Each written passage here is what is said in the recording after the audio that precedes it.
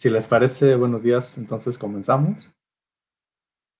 Vamos a hablar en este módulo, en esta asignatura, de la argumentación convencional en este marco del diplomado en argumentación jurídica que ustedes han venido estando desarrollando estos días. Y que en esta oportunidad vamos a enfocar hacia el sistema interamericano de derechos humanos, específicamente frente a las sentencias, a las decisiones que se toman por parte de una corte supranacional como es la Corte Interamericana. Y este tema, pues como desde el principio se puede ver, tiene muchas formas de abordaje, muchas formas, digamos, de empezar la reflexión. Y para nuestro caso es fundamental, hemos considerado que es fundamental empezar por considerar el propio concepto, precisamente, de los materiales, del objeto que tiene los conflictos interamericanos y que son precisamente los derechos políticos en el sistema interamericano.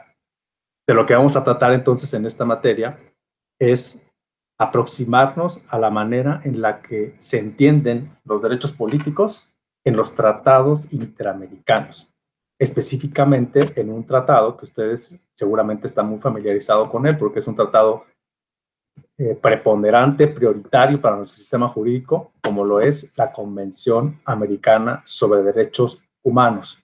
El día de hoy no podemos dejar de considerar que estamos celebrando el Día Internacional para la eliminación de todas las formas de violencia en contra de las mujeres. Y precisamente uno de los tratados de este sistema, el sistema interamericano, ha sido uno de los tratados que ha motorizado, sin lugar a dudas, los criterios jurisdiccionales que se han desarrollado en nuestro país alrededor de este importantísimo tema, como lo es la llamada, ustedes lo habrán ya escuchado muchísimas veces y lo han estudiado, Convención de Belém do Pará, que es precisamente la Convención Interamericana para erradicar la violencia y la discriminación en contra de las mujeres. Y esto viene a cuento para nosotros porque precisamente los derechos políticos, precisamente la justicia electoral mexicana, ha usado, estoy utilizando el término usado, el verbo usar, simplemente como un convencionalismo, ha utilizado, ha invocado, ha argumentado precisamente razones para decidir en casos en donde ha habido y en donde hay y existen denuncias por cuestiones relacionadas con violencia política en contra de las mujeres. Por eso, digamos que este tema que hoy estamos conmemorando, pues viene a cuento específicamente y especialmente cuando estamos hablando de argumentación convencional. Me voy a referir probablemente a algún caso que tenga que ver con esto y en donde la Sala Superior del Tribunal Electoral ha utilizado, ha citado y ha incorporado a su argumentación jurídica en su sentencia a partir de lo que ha establecido y establece la Convención Interamericana de Belém do Pará, la Convención de Belém do Pará, junto con otros tratados internacionales, sobre todo que se han venido construyendo en el marco de las Naciones Unidas, como lo es fundamentalmente el Pacto Internacional de Derechos Civiles y Políticos. Esto, digamos, sirva entonces de introducción para poder empezar nuestra clase. Por supuesto, ustedes pueden, sin mayor protocolo, por favor, intervenir cuando ustedes quieran. La plataforma nos permite eso y además creo que, digamos, la conformación del grupo nos permite poder dialogar. Entonces, cualquier tema que ustedes tengan, pregunta, comentario, objeción, crítica, duda, por supuesto, pregunta, por favor, formúlenla cuando ustedes consideren conveniente sin ningún tipo de protocolo ni nada. Yo voy a presentar unas diapositivas, pero bueno, no los voy a dejar de ver, pero voy a escuchar si tienen algún mensaje o algún comentario en el chat que tenemos aquí, o bien, insisto, de viva voz pueden abrir su micrófono cuando ustedes gusten. A ver, entonces voy a presentar para poder tener un cierto orden de lo que quiero decir. A ver, ¿por ahí se ve? ¿Ya se está viendo? Sí, sí, ya se observa. Sí, doctor. Perfecto. Bueno, ¿cuál es la ruta que quiero seguir para tener cierto, digamos, cierta ruta clara en la exposición? Básicamente, primero quisiera hablar de los derechos políticos en su concepto y después cómo se entiende esta idea de los derechos políticos en el sistema interamericano. En segundo lugar, cuál es la relación entre el sistema interamericano y la Constitución de México y por qué tenemos que darle, digamos, un estatus jurídico especial al sistema interamericano cuando hablamos de conflictos jurídicos, de litigios, de juicios que tienen que ver con derechos humanos, incluidos los derechos políticos en nuestra justicia mexicana. Después voy a abordar el tema de la importancia y la práctica argumentativa de las sentencias de la Corte Interamericana, con sede en San José de Costa Rica. Y al final, casi al final, voy a tratar de proyectar aquí cómo se estructura formal y argumentativamente una sentencia a partir de un caso muy conocido para nosotros y que precisamente por eso lo he elegido para poder seguir la estructura argumentativa que caracteriza a una decisión interamericana, como lo es el caso Castañeda-Gutmann contra México, sobre todo para observar cómo la Corte Interamericana llegó a la conclusión de que nuestro país era responsable, parcialmente, es verdad, pero responsable, por haber incumplido obligaciones y responsabilidades que nuestro propio país reconoció como, digamos, como parte del sistema interamericano aplicable a nuestro país en el caso Castañeda. Los casos interamericanos relevantes probablemente los trataré a lo largo de la exposición, no necesariamente voy a esperar precisamente a esa altura de la exposición para hablar de ellos. Primeramente, entonces, los derechos políticos y su concepto interamericano y universal. ¿Cómo se entienden los derechos políticos jurídicamente hablando en el sistema internacional? ¿Hay una materia electoral en los instrumentos internacionales? Esa es una pregunta. Y la respuesta inmediata es que en realidad no existe una materia electoral tal como lo conocemos nosotros en el sistema jurídico nacional, en el orden internacional. No existe algo así como un tratado para las elecciones de los países interamericanos. No existe un tratado de derecho electoral. No existe un tratado para las instituciones de organización de las instituciones electorales o político-electorales de los países. No. Lo que existe a nivel internacional y que es aplicable a la justicia electoral de los países que se han incorporado a un sistema internacional, sobre todo el interamericano y sobre todo el universal de los derechos humanos, son tratados que reconocen, que consagran normas de derechos políticos. En esa medida, las normas de derechos políticos tienen inmediatamente un impacto en la forma en la que concebimos la materia electoral en nuestros propios países. Si reconocemos que los derechos políticos son la fuente, el objeto precisamente, o uno de los objetos, pero quizá el más importante del derecho electoral, inmediatamente vamos a ver que el derecho internacional se va a introducir como una norma que condiciona el ejercicio de las actividades, de las funciones, de las atribuciones de las autoridades electorales en cualquier país que forma parte del sistema. Entonces, para México, si México suscribió el Pacto Internacional de Derechos Civiles y Políticos de las Naciones Unidas y en el artículo 14 consagra los derechos políticos y suscribió la Convención Americana en 1981, cuyo artículo 23, que vamos a analizar aquí con cierta pausa, reconoce el contenido de derechos políticos y sus restricciones, entonces México, inmediatamente su justicia electoral, su derecho electoral, va a estar involucrado en tratados internacionales.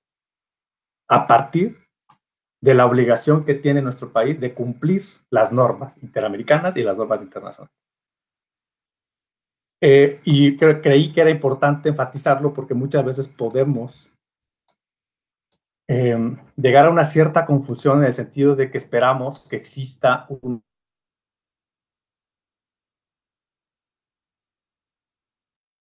expresa de la cuestión.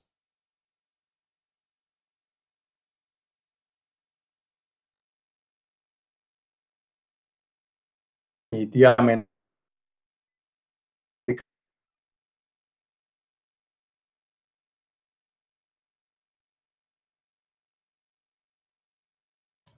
Doctor, me parece que no lo estamos escuchando. Ay, ya.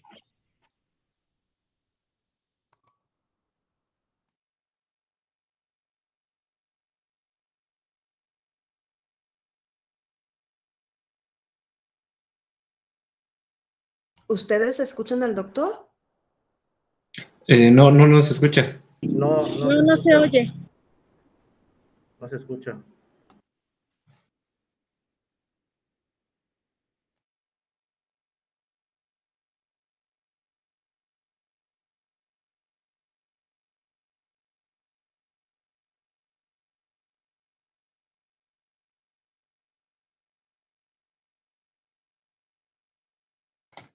¿Ahí ya me escuchan?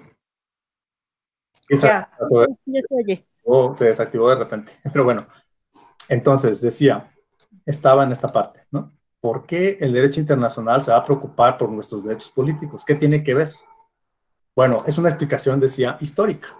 En realidad, los derechos políticos, desde las primeras revoluciones liberales que dieron lugar a los primeros constitucionalismos en el mundo, y estoy hablando principalmente de Francia en 1789 con su Declaración Francesa de los Derechos del Hombre y del Ciudadano, que como ustedes saben es un documento fundante, yo diría constitucionalizante, de los primeros contenidos constitucionalistas, constituyentes en la parte material de lo que iba a involucrar los derechos humanos.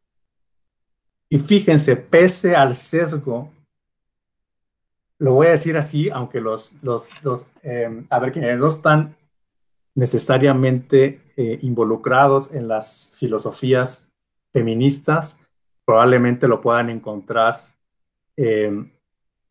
un poco sesgado el punto, pero sí quiero decirles que a pesar de que esta declaración, fíjense cómo se denominó, derechos del hombre y del ciudadano, ya desde ese momento, pues por supuesto que teníamos un problema de las formas en las que se empezaron a concebir en las revoluciones liberales los derechos como una cuestión cultural que tenía que ser reconocida en su totalidad y de manera absoluta, claramente frente al género masculino, pero no necesariamente involucrando el género femenino.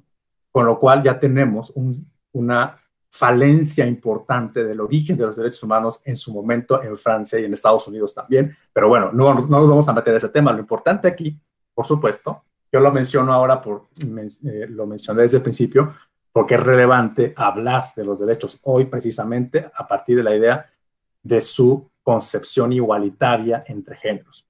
El hecho es que en esta Declaración Francesa de los Derechos del Hombre y del Ciudadano se concibieron a los derechos de los ciudadanos al menos en dos partes. Una parte que tenía que ver con los derechos civiles, que tiene que ver con aquellos derechos que se refieren a la autonomía individual que tenemos todos como personas. Estoy hablando específicamente aquí de libertades individuales, la libertad de circulación, libertad de pensamiento, libertad de expresión, libertad religiosa, libertad de asociación, etc.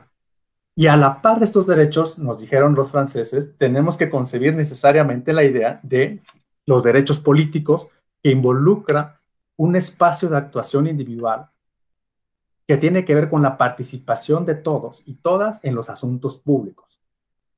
Si nosotros no hacemos ese engarce dual de los derechos, tendríamos una visión parcial de lo que implica el respeto de la autoridad a cada persona. O sea, cada persona y cada ciudadano, que es, digamos, el concepto que la Revolución Francesa inserta en las ideas del constitucionalismo liberal de finales del siglo XVIII, concibe a los derechos civiles, insisto, a la par de los derechos políticos. Por supuesto, después vinieron otros desarrollos, derechos sociales, derechos colectivos, que ahora tenemos y ahora podemos estar hablando probablemente de otro tipo de derechos por la era digital, en donde, por supuesto, no nos vamos a meter en este momento.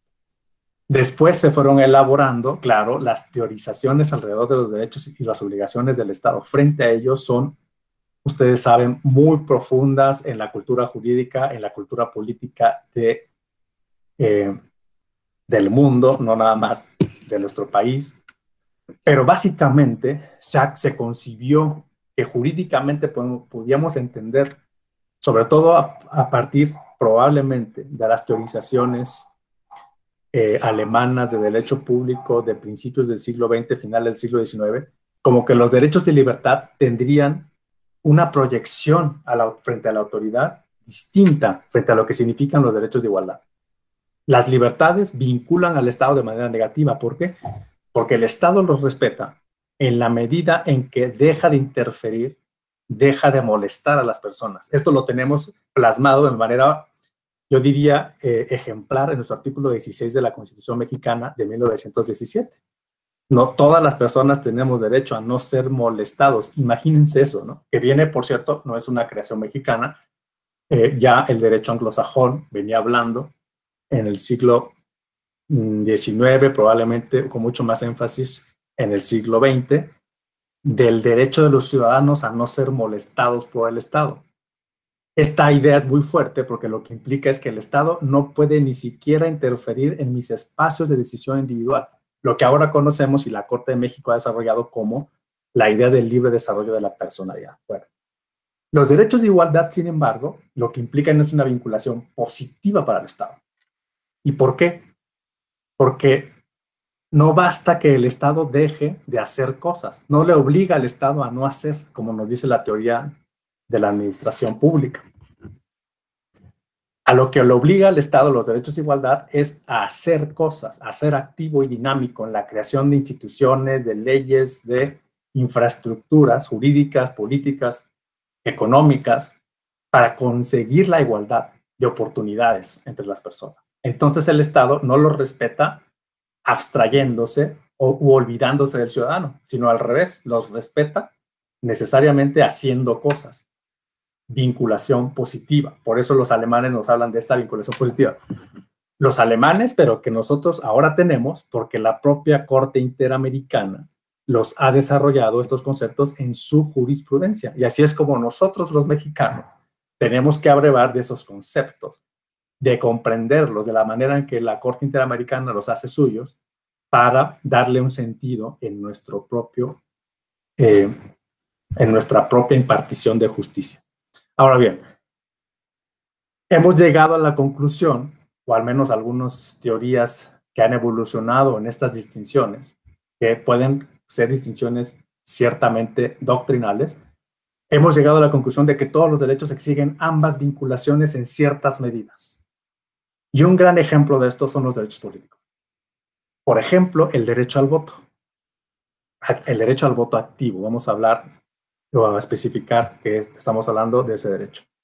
El Estado respeta mi libertad de expresión política cuando no interfiere, cuando no repercute su actuación en mi decisión de la opción que yo quiero marcar como mi opción de la persona que yo quiero que ocupe un cargo público a partir de la elección popular.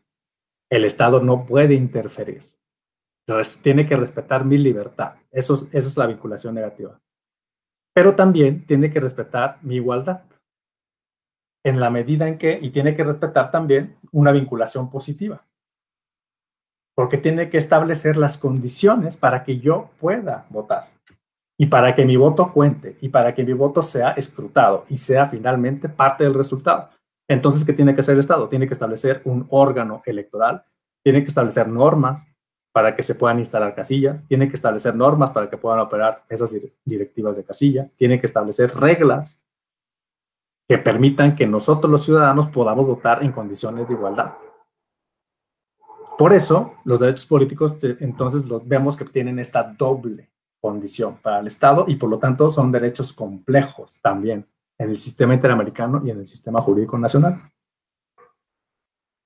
Ahora, ¿qué nos dice la Convención Americana de Derechos Políticos sobre de Derechos Humanos sobre los derechos políticos? Hay que decir inicialmente que esta convención, como les decía, se firmó por nuestro país en el año de 1981. Piensen ustedes en ese momento en México.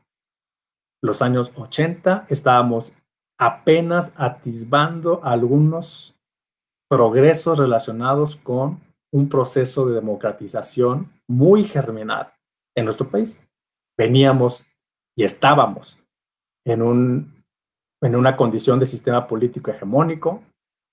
En 1977, 4 años antes, se había constitucionalizado la figura de los partidos políticos, se había constitucionalizado también el principio de representación proporcional en sus primeras configuraciones constitucionales, lo que permitió la representación precisamente de minorías políticas en el Congreso de la Unión, que estaba cooptado por un solo partido.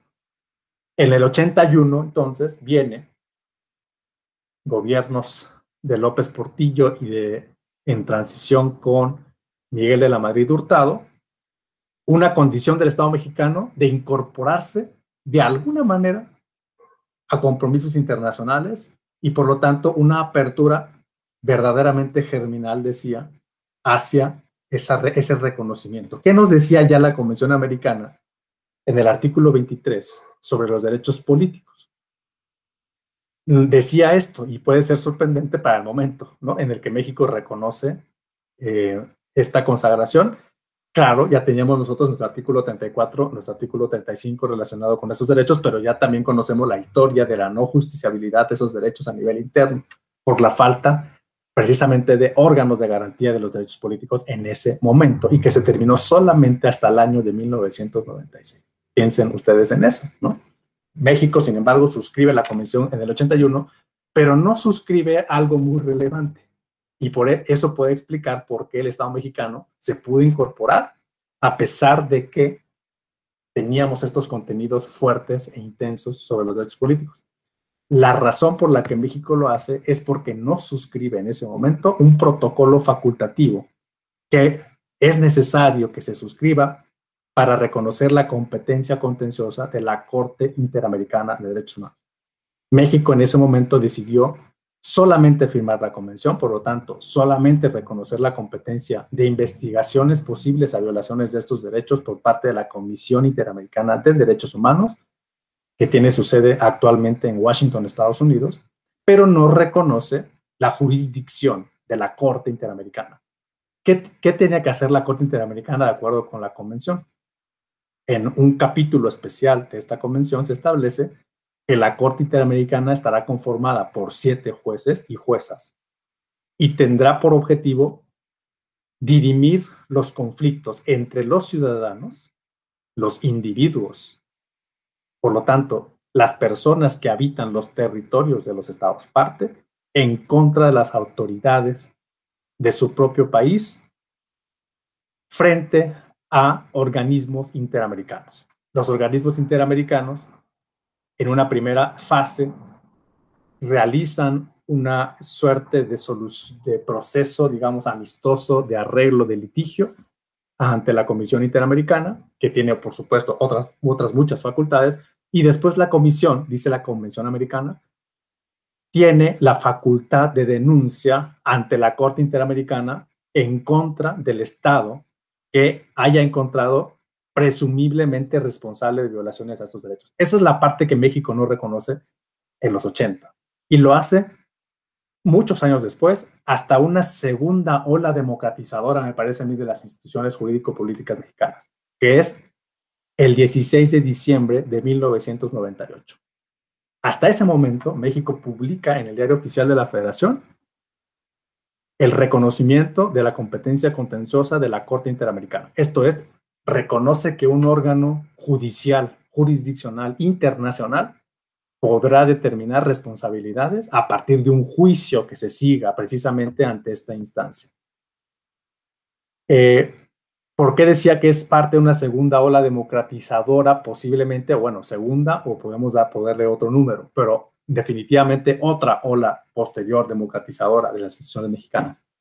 Porque acordémonos que hay muchas reformas en esos momentos, a mediados de los 90, que nos pueden conducir a ese propósito, o que nos conducen a esa conclusión. 1994, reforma judicial, reforma a la Suprema Corte de Justicia de la Nación, tal como la conocemos hoy. Esto es una corte con funciones de tribunal constitucional.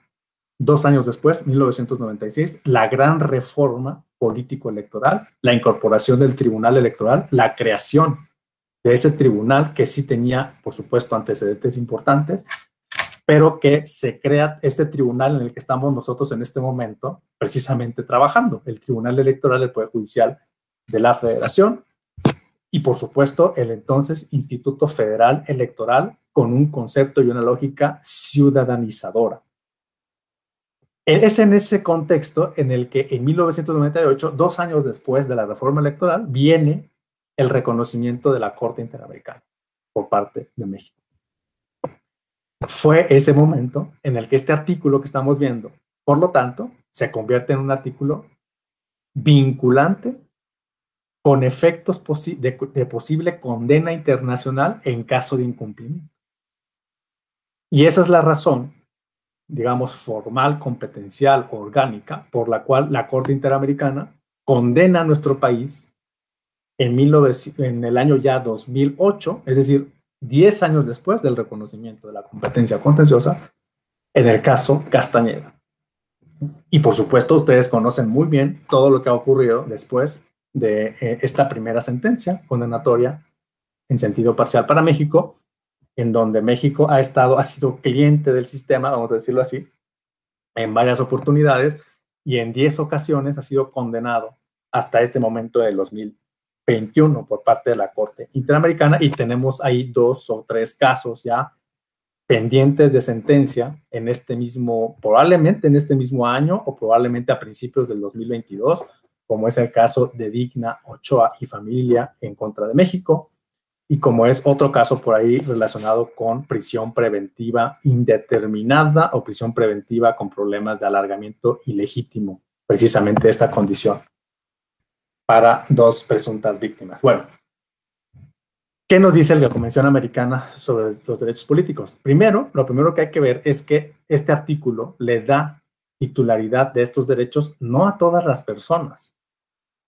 Es muy claro el artículo cuando establece quién puede ser titular de estos derechos. Y nos dice los ciudadanos, por supuesto, hay que entender, ciudadanos y ciudadanas son los titulares de estos derechos. ¿Qué quiere decir esto? Que todas las personas que no tienen ciudadanía, que no tienen la condición de ciudadanía, no pueden reclamar los derechos políticos ante el sistema interamericano. Ese es el compromiso de los países. Reconocérselos a quienes ostentan la condición jurídico, normativa y política de ciudadanía. La convención no nos va a decir en ninguna parte qué es la ciudadanía. Son los propios estados los que a nivel constitucional, a nivel legal, establecen qué requisitos, qué condiciones, qué características personales, institucionales se deben cumplir para que una persona ostente la condición de ciudadanía. Nuestro país que ha dicho, bueno, que se cumplan 18 años y que además se tenga un modo honesto de vivir y que precisamente no se, que se tenga precondicionalmente la nacionalidad mexicana. Y esto, bueno, pues sabemos que tiene distintas condiciones de adquisición, la propia nacionalidad, como es, por supuesto, el nacimiento, pero también por naturalización. ¿Qué más nos dice el artículo 23? Que los ciudadanos, la ciudadanía debe tener derechos, pero también oportunidades. Ese es el único derecho convencional en donde la convención, a la par de los derechos, establece que se deben realizar, ejercer, hacerse efectivas oportunidades. Vean cómo hay una conjunción ahí. Esto quiere decir que hay una condición igualitaria en el ejercicio. No solamente se requiere que haya derechos, sino que estos derechos se realicen en una condición de oportunidad. Por supuesto, la convención tampoco, como es una condición normal en los tratados internacionales o como lo es en las constituciones, tampoco nos va a decir qué significa la oportunidad.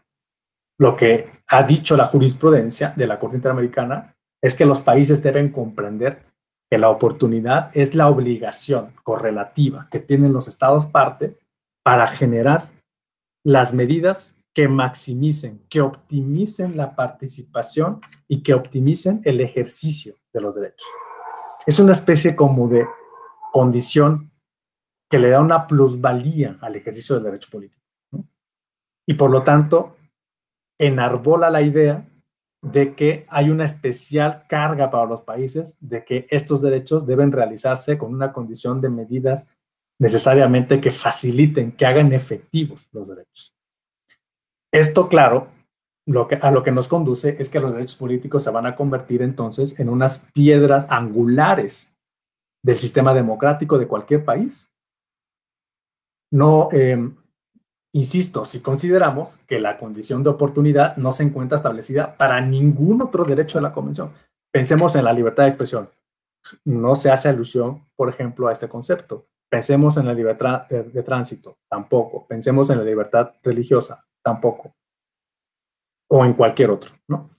Se desdoblan los derechos políticos de acuerdo con la Convención en 3 partes. La participación en la dirección de asuntos públicos, esto es la condición de los derechos que tenemos todos de formar parte de las direcciones, por lo tanto, de las autoridades mismas que realizan actividades y funciones y obligaciones y deberes públicos. Esto, por cierto, no necesariamente tiene que ver con el voto público, tiene que ver con las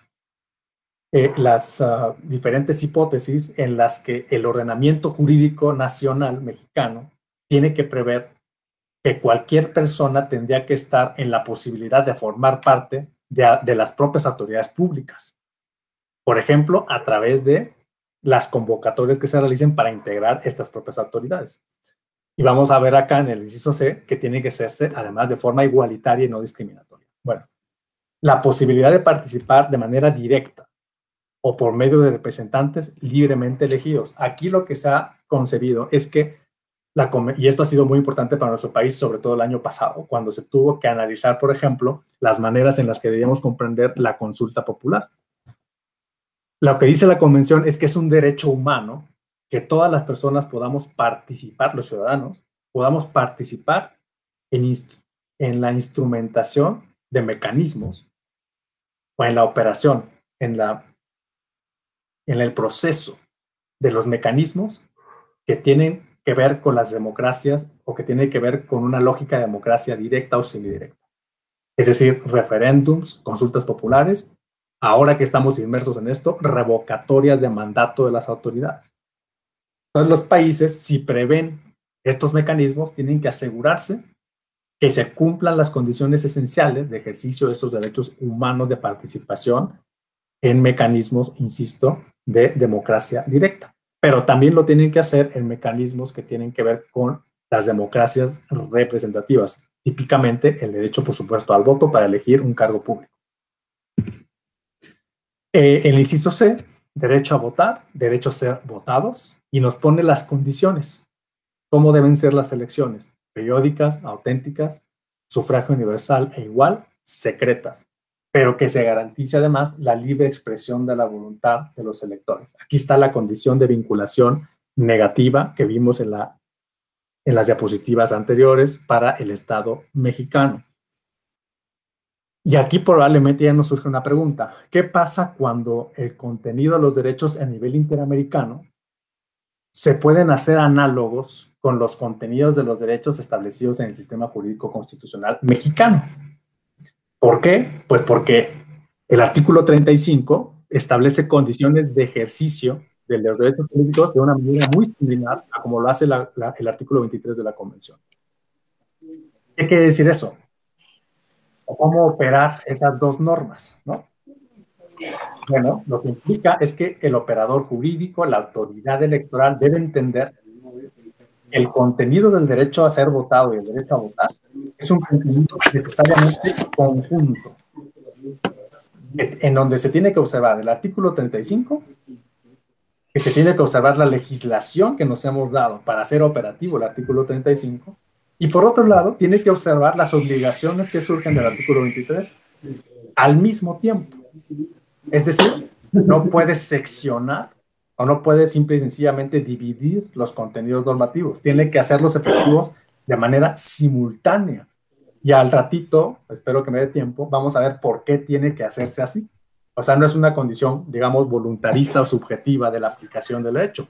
Es porque hay condiciones en donde nuestra propia Suprema Corte de Justicia y el propio Tribunal Electoral han establecido las formas de comprender esta aplicación convencional de las normas de los derechos políticos, que insisto, son normas, lo voy a decir de la manera en que lo ha dicho la Corte, que tienen el mismo nivel jerárquico que las normas constitucionales, en el artículo 35 y 34 sobre todo, ¿no? Vamos a ver entonces más adelante por qué esto es así. El inciso C también ha sido sumamente relevante para efectos de comprender cómo los derechos políticos deben hacerse, digamos, deben incorporarse, internalizarse en el sistema jurídico mexicano, y que es el derecho a tener acceso en condiciones de igualdad a las funciones públicas. Ha sido sumamente relevante, sobre todo cuando hablamos de temas de no discriminación política y cuando hablamos de la necesidad de inserción, el término probablemente más apropiado sea inclusión de sectores, de grupos. Grupos puede tener por ahí algún problema conceptual en donde no me quiero meter, pero simplemente señalo para reflexionar. Sectores sociales que históricamente han estado relegados de las prácticas de la participación política en nuestro país. Y esto ha permitido, por ejemplo, al Tribunal Electoral del Poder Judicial de la Federación hablar de una igualdad de condiciones y de participación en el ejercicio de los derechos políticos y en la participación política. Estoy pensando específicamente como un ejemplo, porque hay muchos ejemplos, de el régimen especial que tienen los pueblos y las comunidades indígenas cuando hablamos de participación política en la jurisprudencia electoral ya desde el año probablemente del 2002 con el caso Santiago Llaveo y de Oaxaca, en donde la Sala Superior hace unos primeros esfuerzos de reconocimiento de ajustes razonables que tiene que realizar la justicia electoral para la participación efectiva de las personas que integran pueblos y comunidades indígenas, y sobre todo para hacer efectivo el llamado principio de autogobierno, de autodeterminación política, establecido ahora ya en nuestro artículo 2 desde el año del 2001, como sabemos. Desde ese año, esta reforma, por cierto, es sumamente relevante, y creo que por ahí ha habido opiniones en donde se ha dicho que esta reforma de nuestra Constitución mexicana ha sido subvalorada. Yo estoy de acuerdo con eso. La reforma del 2001 fue increíblemente relevante para la forma en que comprendimos el multiculturalismo y sobre todo en la manera en que comprendimos que somos una sociedad plural jurídicamente hablando, ¿no? No solamente incorpora el artículo 2 las condiciones de autodeterminación, decía, autogobierno y autonomía normativa de los pueblos y comunidades indígenas, sino que además establece un párrafo sumamente, insisto, relevante en el artículo 1 de la Constitución, en donde se establece la no discriminación de grupos específicos y por lo tanto lo que ahora se llama categorías sospechosas en materia de igualdad.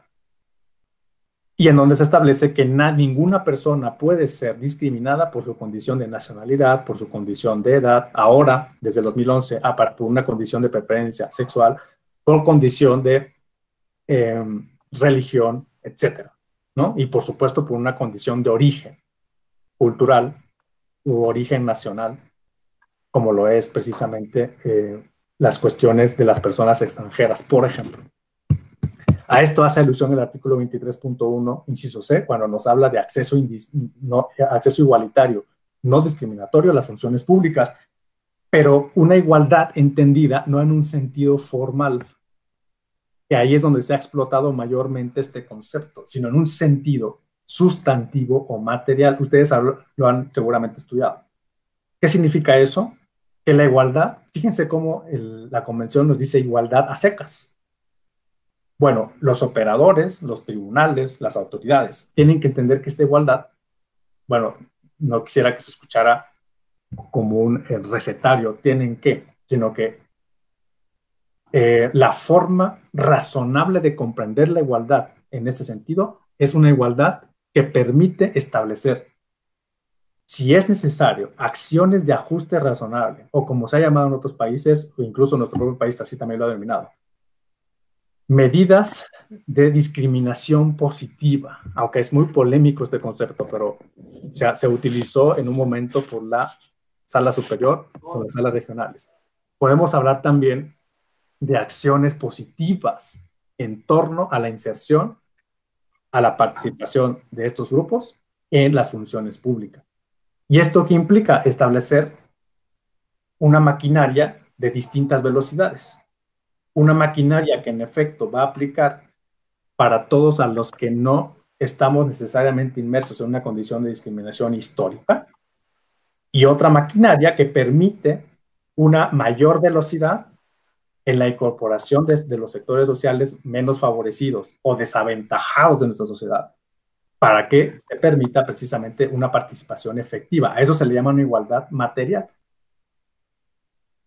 que involucra y que ha tenido y que tiene todavía no necesariamente un consenso en el foro jurídico, ¿no? En el foro jurídico, sobre todo, ha habido muchas críticas en torno a esta forma en que se aborda el tema de la igualdad y que, sin embargo, se requieren muchos esfuerzos, por supuesto, precisamente a partir de la doctrina de explicación del por qué necesitamos que existan estos ajustes razonables que permitan entonces establecer cuotas, establecer acciones positivas, establecer ajustes que permitan la incorporación en condiciones verdaderamente igualitarias de los sectores menos favorecidos en la participación política en la historia de nuestro país y en la historia, quiero decirles también, internacional, ¿no? En general.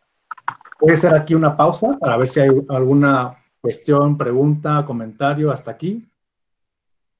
¿Alguna pregunta que les haya surgido? ¿Están de acuerdo con todo? ¿Sí? Bueno. Entonces, vamos a seguir.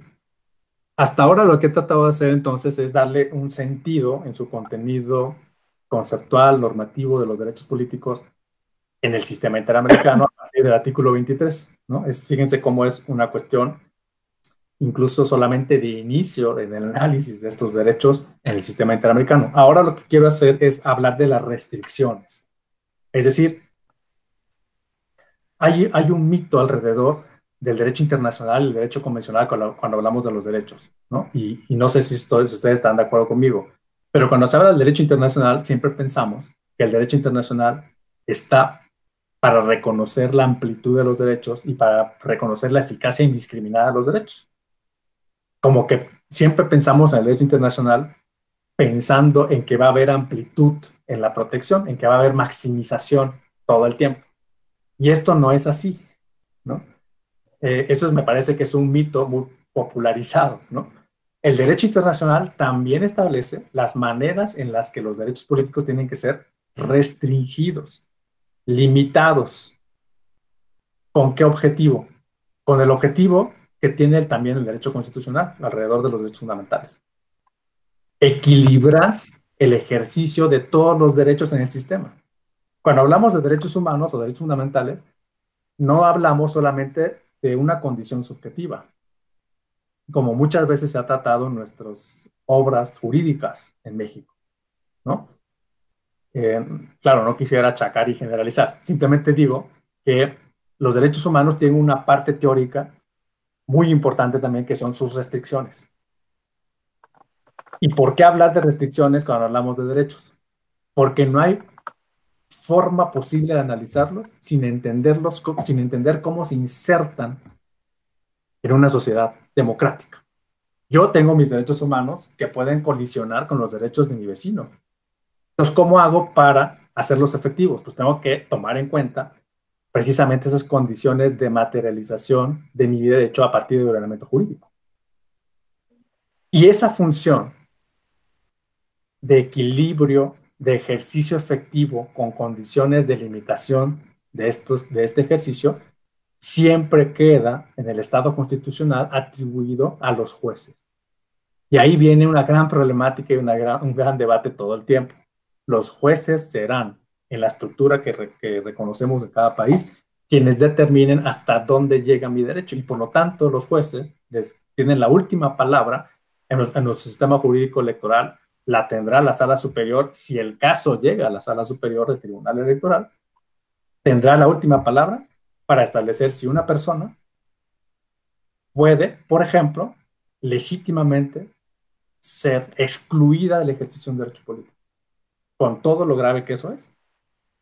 Entonces, ¿qué nos dice la Convención al respecto? Ahí es donde quiero yo ir, precisamente y solamente a partir de la lectura del propio tratado internacional, ¿no? Y que veamos que es de lo más sencilla esa redacción, pero sus consecuencias son realmente amplias.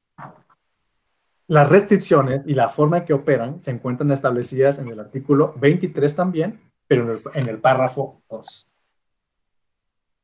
Nos dice el artículo: la ley puede reglamentar el ejercicio de los derechos y oportunidades. Primera observación al respecto.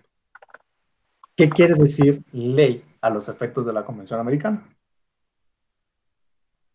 La jurisprudencia ha dejado claro, ya desde los años 80, interamericana, hay una opinión consultiva que se refiere al concepto de ley en el sistema interamericano. El sistema interamericano reconoce que cuando la convención habla de la ley, está hablando efectivamente de una fuente normativa formal y material. Es decir, la norma emitida por la representación popular que se encuentra personificada en el Congreso, es decir, en el poder legislativo. Esto es sumamente relevante. Lo primero que nos dice el derecho internacional es que es el Congreso el que debe establecer las condiciones de restricción. Por lo tanto, no lo puede hacer cualquier autoridad. No lo puede hacer, por ejemplo, la autoridad administrativa. Oye, no conoces a nadie. No lo puede hacer el presidente de la República. No lo puede hacer una Secretaría de Estado. No lo puede hacer un municipio. El concepto de ley es un concepto entonces estricto cuando hablamos de las restricciones a los derechos políticos. Solamente las normas de un Congreso federal o de un Congreso local. Ahora bien, puede reglamentar, dice, el ejercicio de los derechos, ¿ok? Eso quiere decir que el legislador puede establecer normas que limiten los derechos. Pero ¿en qué casos lo debe hacer? Dice la Convención. Y nos habla de una exclusividad de condiciones. No lo puede hacer por cualquier razón. Si bien el Congreso lo puede hacer precisamente por la función constitucional que tiene de ejercicio, de emisión de las normas jurídicas que regulan la vida social, lo tiene que hacer por condiciones exclusivas en materia política. ¿Cuáles son esas? La edad, la nacionalidad, la residencia, el idioma, la instrucción, la capacidad civil o la capacidad mental, o bien por condena de un juez competente en un proceso penal. Esto es, si el legislador quisiera regular, restringir un derecho político por otra condición, no está claro que lo pueda hacer a la luz del derecho internacional. ¿Podríamos cerrar los micrófonos para podernos escuchar todos? No sé si soy yo o es un tema de... Un regalo. A ver, si nos puede ayudar Kenny ahí a ver este tema del ruido, porque no estoy escuchando bien. Buen día, jóvenes. ¿Tienen primer el grupo? Compañero Luis Alberto.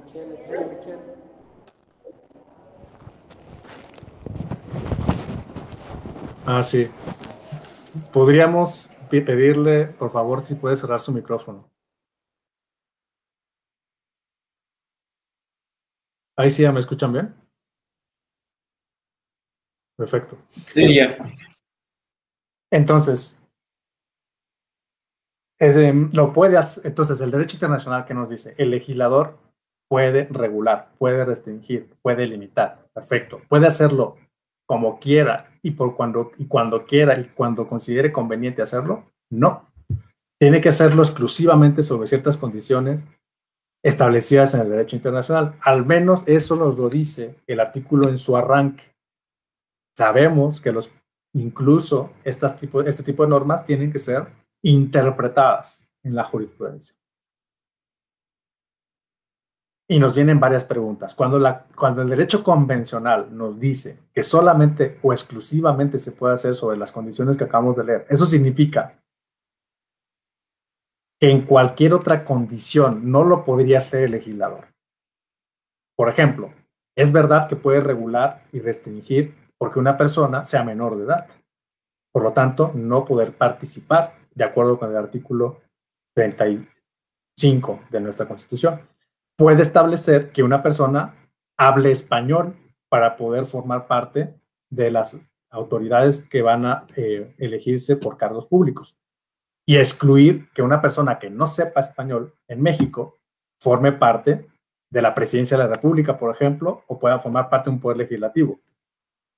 Podría establecer que una persona condenada penalmente, como lo hace nuestra Constitución en el artículo 38, no pueda participar como candidato a un cargo de elección popular. De acuerdo con el derecho internacional, eso es legítimo. Pero ¿qué pasa cuando el legislador pretende regular una condición no prevista por el derecho internacional?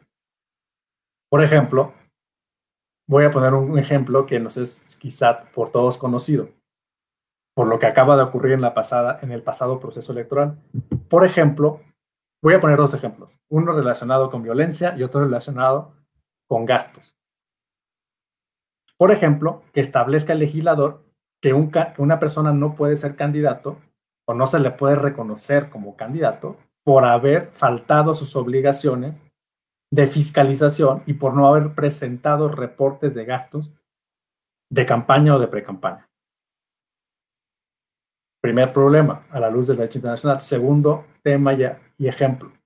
¿Podría el legislador establecer, por lo tanto, podría un juez nacional mexicano establecer, un tribunal, que una persona no pueda participar a un cargo de elección popular como candidato, como aspirante incluso, por haber incurrido en violencia política de género, por ejemplo? ¿O sí? ¿Qué tendría que decir el derecho internacional al respecto? Antes de responder, quiero todavía decir algo más sobre el derecho internacional y específicamente sobre el derecho convencional, que nos es muy relevante y siempre surge como pregunta cuando hablamos de este tema. El derecho convencional, por supuesto que no pretende ser un derecho que aglutine todas las posibilidades jurídicas que se tienen que tener en cuenta cuando hablamos de un sistema de derechos humanos. Tampoco es un derecho que pretende sustituir todo un sistema jurídico nacional, como a veces se piensa, ¿no? Tampoco puede ser un derecho que tenga que resolver todas y cada una de las posibles violaciones que puedan surgir en un sistema jurídico nacional. Eso también frecuentemente sale a la vista. Se dice, lo voy a decir como se ha criticado, se dice, es que el derecho internacional no sirve para nada porque hay violaciones en el país que no resuelve el derecho internacional. Bueno, claro, por supuesto, eso no puede ser. No es la función del derecho interamericano, de la Corte Interamericana, de la Comisión Interamericana, venir a resolver todos los problemas de violaciones a derechos que tenemos en México. Hay una lógica en la construcción del derecho internacional que se aleja de estos conceptos. ¿Cuáles son esos conceptos? Sobre todo, hay varios conceptos, pero hay uno que me interesa mucho, que es el principio de subsidiariedad. ¿Qué significa el principio de subsidiariedad y por qué es muy relevante? Significa que los órganos del sistema interamericano solamente pueden entrar a funcionar y por lo tanto a ejercer sus competencias a la luz de la Convención siempre y cuando se hayan cumplido ciertos requisitos a nivel interno. Y uno de ellos es que la persona víctima, presunta víctima, haya agotado todos y cada uno de los recursos internos de los que provee el sistema jurídico nacional. Es una suerte de símil o analogía con lo que conocemos en nuestro sistema procesal como principio de definitividad, a nivel amparo, por ejemplo, o a nivel incluso de medios de impugnación en materia electoral. Si yo no tengo esa condición cumplida, yo nunca podré pasar al sistema internacional. Esa es una primera cuestión. Segunda cuestión, la jurisdicción interamericana es una jurisdicción extraordinaria, verdaderamente extraordinaria. No es un tribunal que sea una cuarta instancia. No necesitamos pasar, o sea, fíjense, el hecho de que debamos cumplir un principio de subsidiariedad no significa que yo tenga que pasar al sistema interamericano como si fuera una corte revisora de nuestra Suprema Corte de Justicia de la Nación o una corte de apelación respecto de una sala superior del Tribunal Electoral del Poder Judicial de la Federación. No es una cuarta instancia, es una jurisdicción especial, extraordinaria, que solamente va a entrar en funciones, insisto, si se cumplen las condiciones de acceso, que son, claro, complejas y son excepcionales. Por lo tanto, ya tenemos aquí unas primeras pautas para comprender cómo operar el artículo 23, que es el que nos concierne a nosotros, ¿no? El artículo 23, entonces, en una primera... bueno, hay una condición adicional además. La propia Corte Interamericana ha interpretado su convención en el sentido de que el control de la convencionalidad, creo que no me he referido a él en este momento, pero lo hago ahora, ¿no? Que es la obligación de aplicar los preceptos interamericanos por las autoridades, empieza por las autoridades nacionales. No es una convención que solamente se va a aplicar cuando lleguemos al sistema interamericano. Es una convención que es fuente interna, es una convención nacional, voy a decirlo así, para decirlo más fuerte o más claro, de fuente internacional. Se ha publicado en nuestro diario oficial, por lo tanto, es norma interna a los efectos normativos, y la Corte de México ha reconocido que esta convención y otros tratados tienen igual jerarquía que la Constitución mexicana. ¿Eso qué quiere decir? Que si un juez electoral se enfrenta con un caso en donde se involucra la aplicación de un precepto interamericano y por lo tanto la aplicación de la interpretación de ese precepto que establece la Corte Interamericana, está obligado a cumplir y a respetar y a aplicar esos criterios en el caso. No tiene que esperar a que se vaya a un amparo o a que tengamos un recurso, un JDC a nivel regional o de sala superior para que se aplique el derecho interamericano. Y la razón es una razón probablemente más enfáticamente jurisprudencial. La Corte Interamericana ha dicho que el control de la convencionalidad tiene que hacerse por todos los jueces de manera oficiosa y en todos los países que han suscrito precisamente la convención. Esto lo ha replicado la Corte de México y lo ha replicado la Sala Superior. Por lo tanto, no hay duda, no hay un debate allí en el sentido de que los tribunales electorales, por ejemplo, locales de los estados, o en el sentido de que las salas regionales deben aplicar ellos mismos el derecho interamericano. Entonces, el artículo 23 que acabamos de ver, pues tenemos necesariamente que tomarlo como una fuente normativa directa y aplicarlo. Ahora, el precepto que acabamos de ver no es un precepto aislado, es un precepto que se ha interpretado en la jurisprudencia. Entonces, la obligación, aunque me gustaría mejor hablar de vinculación que tenemos los jueces mexicanos electorales, los tribunales electorales mexicanos, frente al derecho interamericano, implica una vinculación con la jurisprudencia de la Corte Interamericana. Ahora sí, ¿cómo entender este artículo 23? Este artículo 23, la verdad es que es problemático porque nos dice solo el legislador puede hacerlo, restringir derechos políticos a partir de estas condiciones. Pero ¿qué pasa cuando tenemos, por ejemplo, en nuestro país, en estos ejemplos que acabo de poner, estas restricciones legales? Si el legislador mexicano ha establecido en la LEGIPE que una persona que no presentó un reporte de gastos en los momentos procesales en los que los debió haber hecho, no podrá ser candidato, ¿eso significa que viola la convención? porque esa condición no está establecida como una condición en donde el legislador pueda hacer esa restricción. Por otro lado, si un juez, como es la Sala Superior, ha establecido que si una persona incurrió en violencia política de género y por lo que configura un modo deshonesto de vida que está establecido como una forma en que tú pierdes la ciudadanía, la Sala Superior lo ha equiparado eso como una imposibilidad de poder participar como candidato. ¿Eso estaría violando la convención? ¿Qué opinan?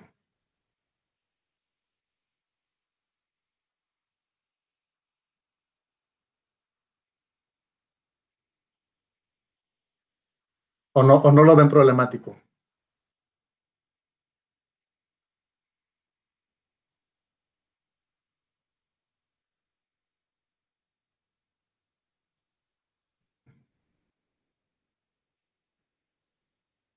¿Nadie?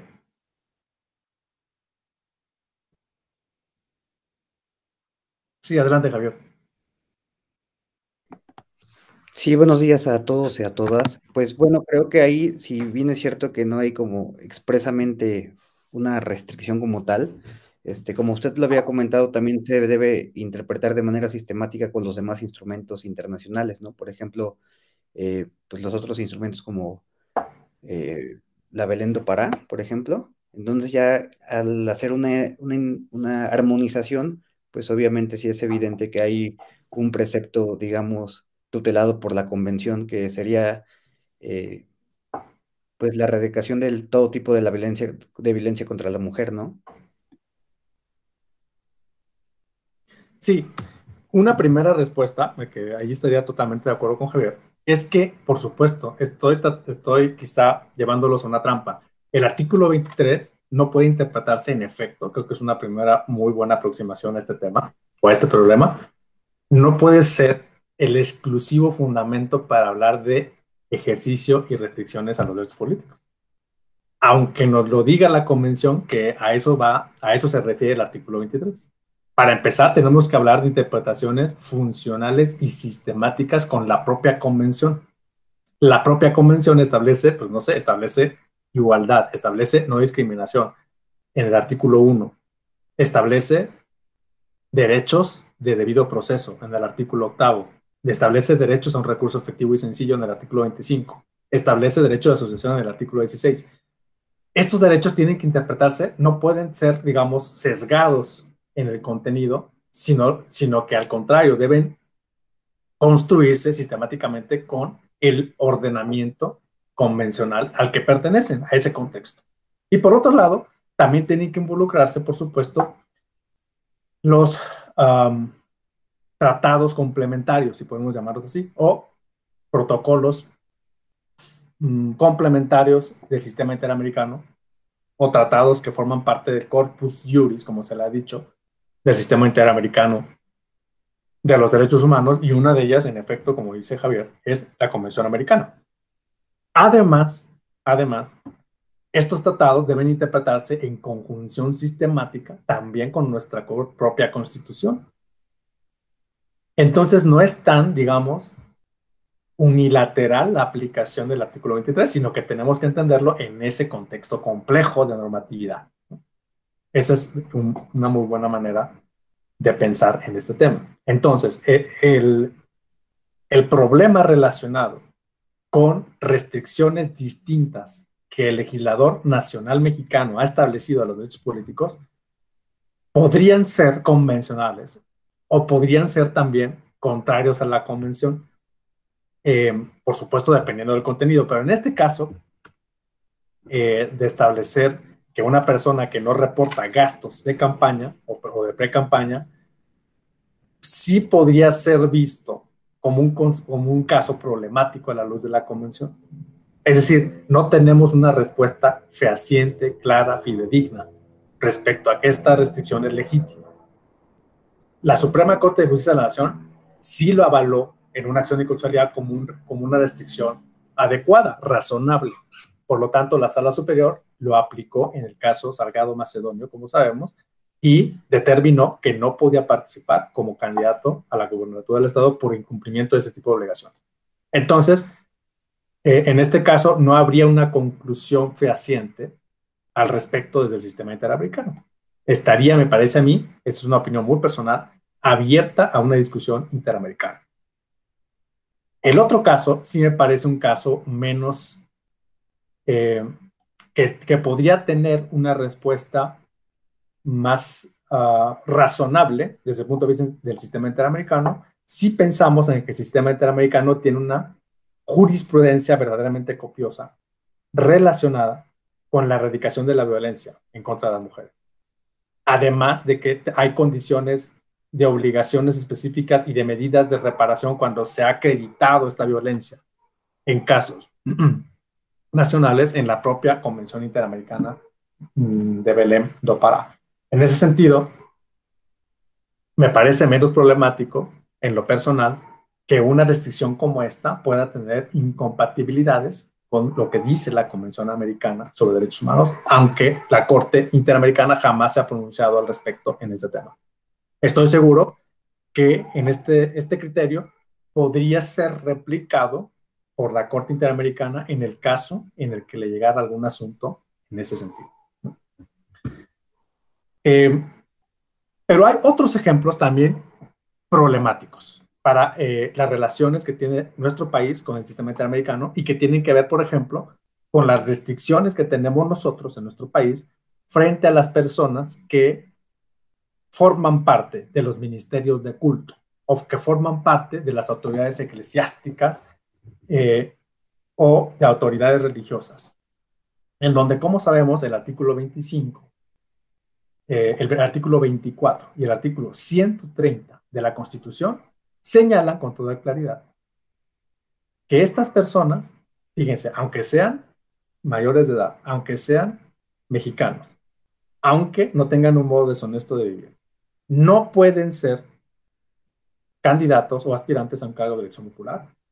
Y nosotros lo explicamos siempre a partir de una justificación histórica que viene, como todos sabemos, desde incluso muchos tiempos antes de la propia Revolución Mexicana y que viene como consecuencia de una juarista separación del principio de laicidad, del principio histórica, como lo llama la Constitución, entre la Iglesia y el Estado. Y por lo tanto, hemos considerado que eso da fundamento a que podamos restringir a estas personas no formar parte de las opciones políticas que puedan tener a su consideración los ciudadanos para votar un cargo de elección popular. Eso es compatible con la Convención. Bueno, esta es una pregunta compleja desde el punto de vista sustantivo, pero no desde el punto de vista procedimental. Ahorita voy a tratar de explicarme allí, ¿no? Y sobre todo por el artículo 16 de la Convención, ¿no? Por eso puede sonar problemático. Fíjese lo que nos dice el artículo 16 de la Convención, que también tiene que ver con este tema de las maneras en las que podemos nosotros interpretar los derechos políticos. Todas las personas tienen derecho a asociarse libremente con fines ideológicos, religiosos, políticos, etc. Luego nos dice, el ejercicio de este derecho solo puede estar sujeto a las restricciones previstas por la ley, perdón, que sean necesarias en una sociedad democrática. ¿Cuáles son las razones por las que podemos restringir la asociación, incluida la asociación política? Nos dice la Convención. Puede ser por un tema, fíjense, además es un tema que está ahora mismo en el debate nacional, precisamente, por un decreto que lanzó el presidente hace unos días. Puede ser este derecho restringido, puede ser restringido por interés de la seguridad nacional. Puede ser restringido por seguridad y orden público. Puede ser restringido para proteger la salud. Precisamente aquí también, fíjense, tenemos nosotros una condición actual y vigente con el tema de la pandemia por COVID-19, que ha supuesto precisamente la limitación del ejercicio de ciertos derechos básicos para nuestras sociedades. O bien, también puede ser legítimo restringir la asociación por una cuestión de moral pública o por los derechos y libertades de los demás. Fíjense cómo estamos entonces ante un artículo que es frondoso en cuanto hace las condiciones en las que la asociación política puede restringirse. Sin embargo, hay que llamar la atención sobre el ejemplo que acabo de poner, de que nada nos dice respecto a la... Bueno, aquí estamos hablando de asociación, ¿no? Pero nada nos dice respecto a la posibilidad de que no podamos asociarnos por cuestiones religiosas, al contrario, o políticas. Todas las personas tenemos derecho a asociarnos por cuestiones religiosas y por cuestiones políticas sin que en estas condiciones haya una relación de condicionamiento entre estas dos cualidades de las personas. Lo puedo hacer por motivos religiosos y lo puedo hacer por motivos políticos. No tendría por qué haber una limitación legítima más allá de las restricciones que el párrafo segundo del artículo 16 establece, ¿no? Yo podría asociarme por una razón política, aunque yo pertenezca a un credo religioso cualquiera. Podría también, a partir del artículo 23, en cualquier país perteneciente al sistema, ser candidato, aunque sea yo un sacerdote, sea cura o sea arzobispo de un lugar. ¿Por qué tendría yo que tener una limitación? A partir de la convención no hay o no tendría que haber limitación. ¿Qué pasa con nuestro país? Nuestro país, en este ejemplo, es uno de los ejemplos más difíciles de explicar a la luz del sistema interamericano.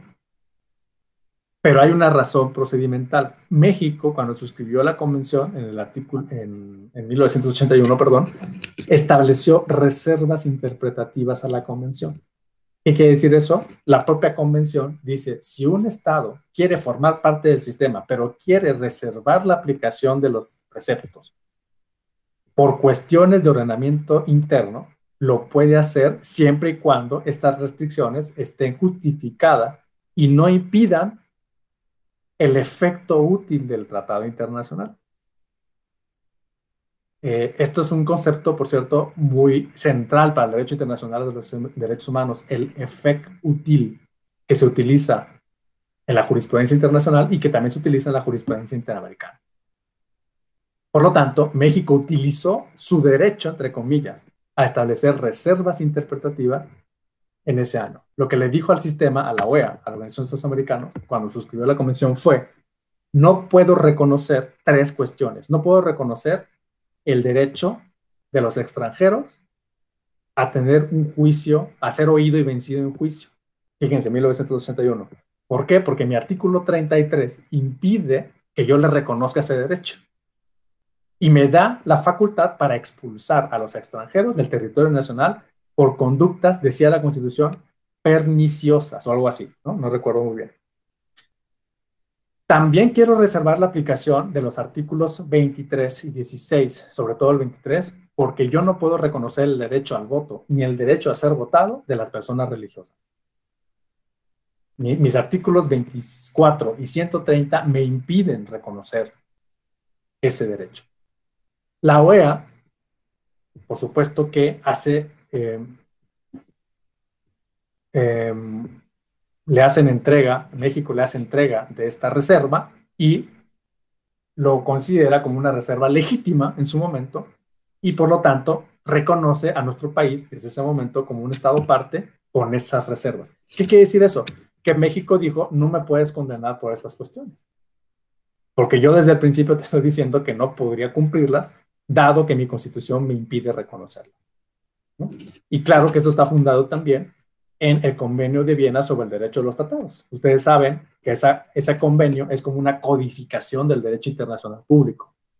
Y en uno de los artículos centrales de este convenio, que rige las relaciones internacionales, establece que un Estado tiene derecho, ¿no? Entre comillas, vuelvo a insistir, a establecer reservas a los tratados si es que sus ordenamientos internos le impiden reconocer la obligación en todos los términos en los que se está estableciendo en el Tratado Internacional, ¿no? Esto es una regla muy conocida en el derecho internacional, sobre todo de los derecho internacional público aplicable al derecho internacional de los derechos humanos.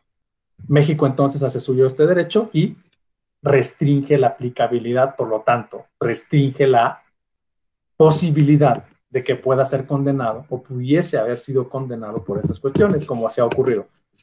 quiero decirles que en este momento, 2021, México retiró en el 2012, la reserva relacionada con el derecho a la atribución que tenía a la expulsión de extranjeros sin debido proceso, sin audiencia previa, porque sabemos que el artículo 33 fue modificado con la reforma del 2011 para establecer que todas las personas, incluidas las personas extranjeras, no pueden ser afectadas en su libertad personal y por lo tanto en su personalidad jurídica y en su condición como persona que pueda gozar de derechos y obligaciones en el territorio nacional. Y se eliminó del artículo 33 esa horrenda, desde mi punto de vista, posibilidad de que el Estado mexicano expulsara a personas de su territorio nacional simple y sencillamente sin ser oídas y vencidas en un procedimiento. Esto se eliminó y por lo tanto México retiró la reserva.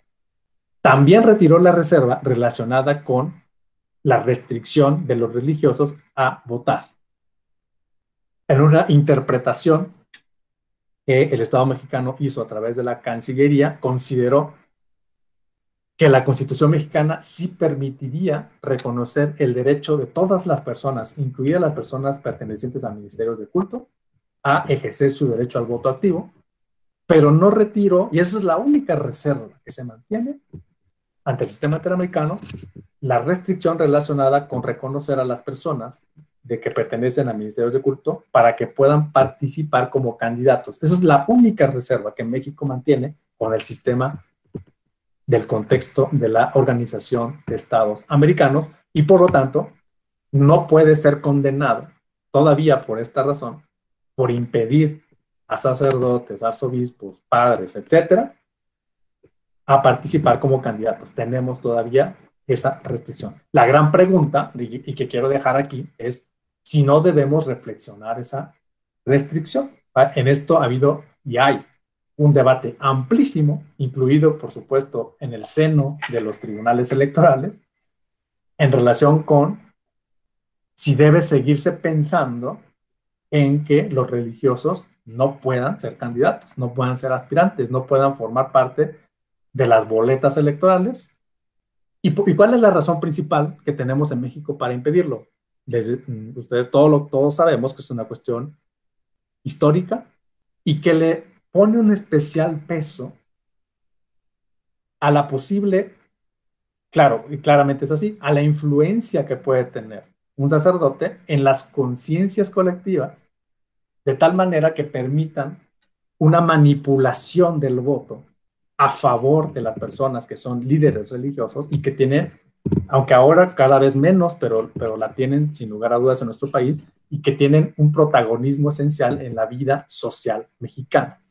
Y que esto no podría ser aceptado desde el punto de vista de que el Estado tiene que mantenerse, nos dicen los principios constitucionales históricos, alejado, divorciado de la actividad religiosa. Aun cuando, por supuesto, ha habido muestras en los últimos años, lamentablemente, ¿no?, de una proximidad de las autoridades mexicanas, sobre todo las federales, aunque no solamente, a las autoridades religiosas, de manera indirecta, subrepticia, o a veces de manera directa, sobre todo cuando hay visitas del jefe del Estado Vaticano. En ese sentido, entonces, solamente poner sobre la mesa esta reflexión. México sería uno de los países en los que todavía, y en los que probablemente nos mantengamos así por mucho tiempo, en donde no reconocemos esa amplitud de los derechos políticos de las personas que se dedican a actividades religiosas. Bueno, quiero seguir ahora con, si no hay alguna pregunta hasta aquí.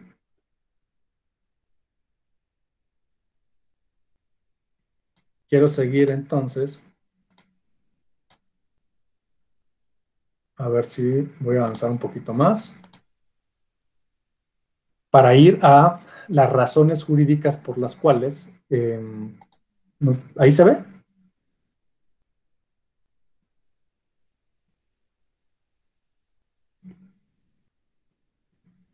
Sí, ¿verdad?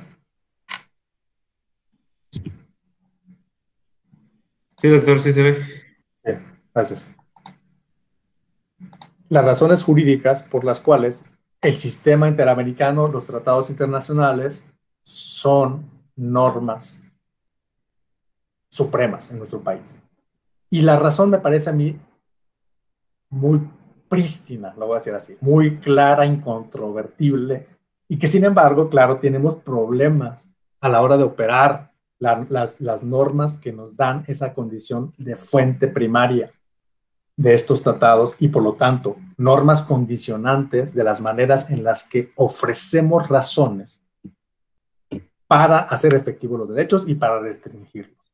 Y está en el artículo que abre nuestra Constitución. Si nosotros abrimos nuestra Constitución hoy, nos dice claramente lo siguiente. En México, todas las personas gozan de los derechos humanos reconocidos en esta Constitución y en los tratados internacionales de los que México es parte. Digamos que desde el punto de vista positivo, desde el punto de vista de un método formal, formalista incluso, no habría ninguna duda en que los tratados internacionales son norma suprema cuando hablamos de derechos humanos. Por lo tanto, y que lo son además a la par jerárquica de la Constitución.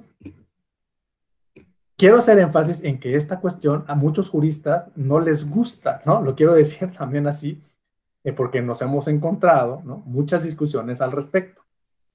Piensan que los tratados internacionales de derechos humanos no tendrían por qué ser vistos como una fuente que tiene exactamente la misma jerarquía que la Constitución, como lo ha dicho incluso la propia Suprema Corte. Porque hay muchos problemas de entendimiento en ese sentido. Sin embargo, quiero avanzar en que no hay, digamos, desde el punto de vista de las metodologías más formalistas, ninguna duda en que esto es así. Además, el párrafo 2 del artículo 1 establece otros mandatos. No nada más se trata de que los derechos humanos tienen una doble fuente suprema, en este momento en México, sino que además establece dos condiciones de operación de los tratados internacionales fundamentales, que es la interpretación conforme, párrafo 2 de nuestra Constitución. Las normas relacionadas con derechos humanos se interpretarán de conformidad con, reitera la Constitución mexicana, con esta Constitución y con los tratados internacionales de la materia. Es decir, todo nuestro ordenamiento, la LGIP, ley de partidos políticos, ley de delitos electorales, código civil, código penal, toda la legislación secundaria está condicionada a ser interpretada de acuerdo con los tratados internacionales. Y además, digamos, para rematar esa condición, el párrafo 2 dice que se debe hacer a partir de un entendimiento de una mayor protección para las personas, lo que llamamos el principio pro persona. Bueno, no me quiero meter ahora en este momento a explicar detalladamente todas las implicaciones y consecuencias de eso. Simplemente quisiera que viéramos, que constatáramos de manera directa que los tratados están ahí. Dentro de esa colección y conjunto de tratados, la Convención Americana sobre Derechos Humanos, yo diría, esto es una opinión ya muy personal, se encuentra en primer lugar de toda esa colección de tratados, de los más de 180 o 60 y tantos tratados que México ha suscrito en materia de derechos humanos o que podrían tener un contenido de derechos humanos. ¿Por qué la Convención se sitúa en el primer lugar? Esto, insisto, es una explicación personal, porque la Convención es el único tratado de todos los que puedan ser analizados, vistos, reflexionados, que cuenta con una corte, por lo tanto, con un órgano jurisdiccional, con la competencia, con la capacidad reconocida por el propio Estado mexicano de manera soberana para condenarlo al propio Estado. Ningún otro tratado, ni siquiera los pactos de las Naciones Unidas, por ejemplo, que son muy importantes en cuanto hace a su ámbito de aplicación en el mundo, ni siquiera esos tratados tienen una condición de una faceta de garantía jurisdiccional como sí la tiene la Convención Americana. Por lo tanto, esto, para mí, esto es una, insisto, opinión personal que tiene que ser desarrollada en la doctrina, en la jurisprudencia, de manera más enfática, aunque la Corte lo ha hecho de alguna manera. Pero es claro que la Convención Americana está en primer lugar de estos tratados. No hay, digamos, una condición de pretexto, lo voy a decir así, para establecer o para decir que la Convención Americana me puedo dar el lujo de no verla cuando aplico derechos políticos o cuando argumento, que es nuestra materia, cuando argumento, cuando ofrezco razones para decidir, para razonar, para justificar los actos de autoridad en México. Pero por si fuera poco, la ley de medios se reformó en el año 2014, es decir, hace poco relativamente, y yo creo que se tardó un poco además, precisamente para incorporar esta condición normativa de los tratados internacionales a la luz de lo que nos dijo la reforma del 2011. El artículo 2 dice, para resolver los medios de impugnación electoral, las normas se interpretarán conforme a la Constitución, los tratados. Y además aquí establece otro elemento importante que, fíjense que está amplificando incluso el espectro de lo que nos dice la propia Constitución mexicana. Nos dice instrumentos. Y esto es potencialmente, desde el punto de vista jurídico, relevante, porque no nada más la ley electoral nos dice que vayamos a los convenios y a los tratados internacionales, sino también a instrumentos, y el concepto de instrumento es intrínsecamente más amplio que el de los propios tratados internacionales. Con instrumentos podemos entender, por ejemplo, las declaraciones establecidas por los órganos de interpretación de los tratados internacionales, aunque estos órganos no sean jurisdiccionales.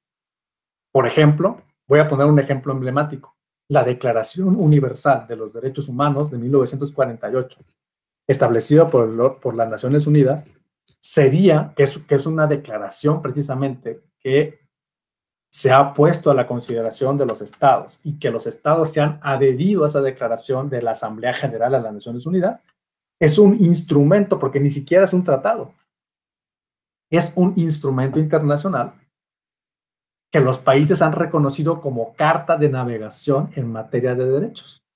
Por lo tanto, nuestra ley electoral es todavía más, digamos, benéfica a la apertura y a la extensión de lo que es el parámetro aplicable en los actos electorales. Y ya después mantuvo la redacción del artículo 2.1 de la ley de medios los criterios tradicionales. ¿Cuáles son? Acudir a criterios gramaticales, criterios sistemático y funcional. Y además nos dice, ¿no?, lo que nos dice la propia Constitución en el artículo 14 desde 1917, a falta de disposición expresa, se aplicarán los principios generales del derecho, lo cual aplica también a la materia civil, si ustedes lo recuerdan bien, en el artículo 14 constitucional, así lo establece. Tampoco se conforma la ley de medios con decirnos cuál es ese parámetro. También nos dice las maneras en las que debemos interpretar de conformidad. La interpretación del orden jurídico debe realizarse conforme a los derechos humanos reconocidos en la Constitución, favoreciendo en todo el tiempo a las personas con la protección más amplia, que es una reproducción prácticamente de lo que nos dice el artículo 1, párrafo 2 de la Constitución. Y esto nos introduce, lo voy a decir muy rápido porque me interesaría más acudir en la parte final a la jurisprudencia de la Corte respecto a la aplicabilidad de los tratados, al concepto de interpretación conforme, ¿no? La interpretación conforme es, digamos, una consecuencia de la operación judicial o no judicial, también puede ser una operación de la autoridad administrativa, para aplicar los tratados internacionales. ¿Qué significa? Significa que en todo proceso intelectivo que va a llevarme a tomar una decisión judicial o administrativa en materia electoral, por ejemplo, debo hacer el esfuerzo interpretativo suficiente y razonable para establecer las maneras en las que debe insertarse o debe adecuarse ese ordenamiento a un tratado internacional de derechos humanos.